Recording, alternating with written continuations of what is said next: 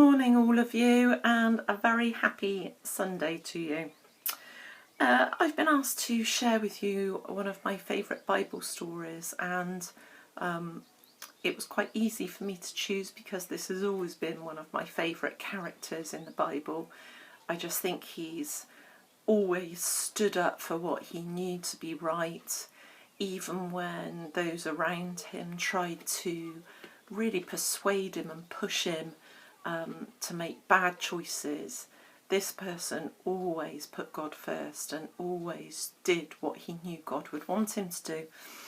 And I love this story so much that I named my first son after this character. Not Benjamin, he's not my first son, he's my second son. But my first son is called Daniel. So today's story is about Daniel and the lion's den. So in the build-up to this story, Daniel and his three friends had been taken by the king, and because they were really wise and really good men, the king had used them in his service, and they got a really good reputation for doing really good things. And sometimes when the king struggled with dreams and visions and things like that, he wouldn't even tell the wise men what his dreams were about. And the wise men were like, how can we know what you're talking about if you won't even tell us? But Daniel, by praying to God with his three friends, God revealed in a dream to Daniel what the king's vision was all about. So God used Daniel in lots of ways, and Daniel became a really important person in the country. And when people become important, quite often there's other people that don't like it at all. They get really jealous and they're not very nice. And sometimes it can be quite hard at school when someone gets picked on and they haven't done anything wrong.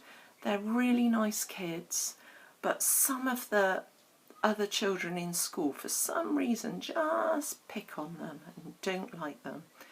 And today's start of the story today is a bit like that.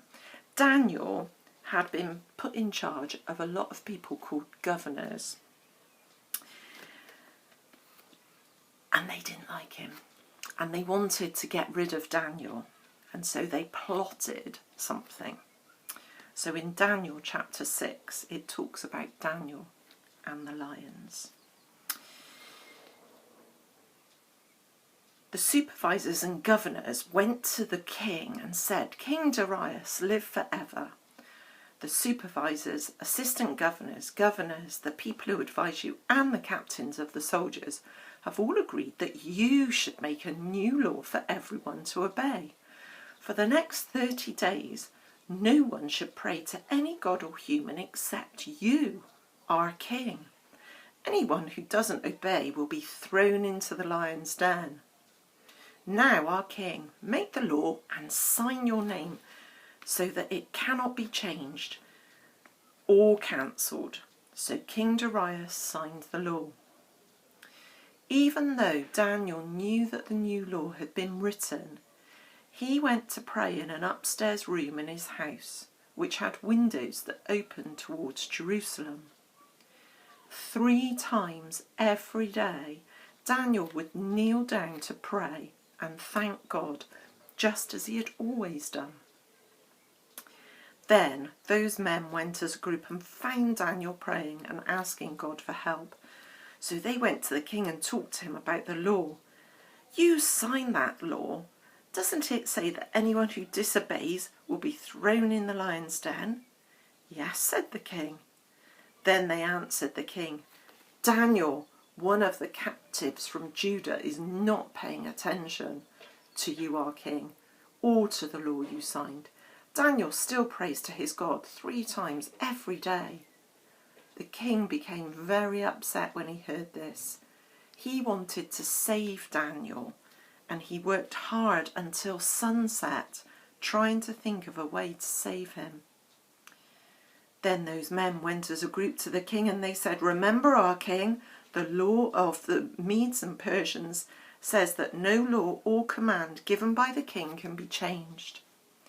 So King Darius gave the order, and Daniel was brought in and thrown into the lion's den. The king said to Daniel, "May the God you serve all the time save you." A big stone was brought and placed over the opening of the lion's den. Then the king used his signet ring and the rings of his royal officers to put special seals on the rock. This showed that no one would move the rock and bring Daniel out. Then King Darius went back to his palace. He didn't eat that night. He didn't have any entertainment brought to him, and he could not sleep. The next morning, King Darius got up at dawn, that's really early, and hurried to the lion's den. As he came near the den, he was worried. He called out to Daniel, "Daniel, servant of the living God, has your God that you always worship been able to save you from the lions?" Daniel answered, "Our king, live forever. May my God sent his angel to close the lions' mouths. They haven't hurt me because my God knows I am innocent. I never did anything wrong to you, our king." King Darius was very happy and told his servants to lift Daniel out of the lion's den. So they lifted him out and did not find any injury on him, because Daniel had trusted in his God. And what I love about this story is that even though people sometimes do really horrible things to us, we know that if we stay close to God and we talk to God and we pray to God and we listen to God, then he will show us the right thing to do and the right way we should act. And that's my phone, sorry. And I just really hope that sometimes when you're feeling a little bit worried and a little bit concerned, and perhaps it feels sometimes like you are in a lot of trouble and that you might feel that you're in a bit of a lion's den, that you know that God will send his angel to protect you and to look after you. So my prayer today is that you will know God really close to you, whatever you are and whatever you're doing, that God is with you and he loves you. I hope you enjoyed it. Thanks very much.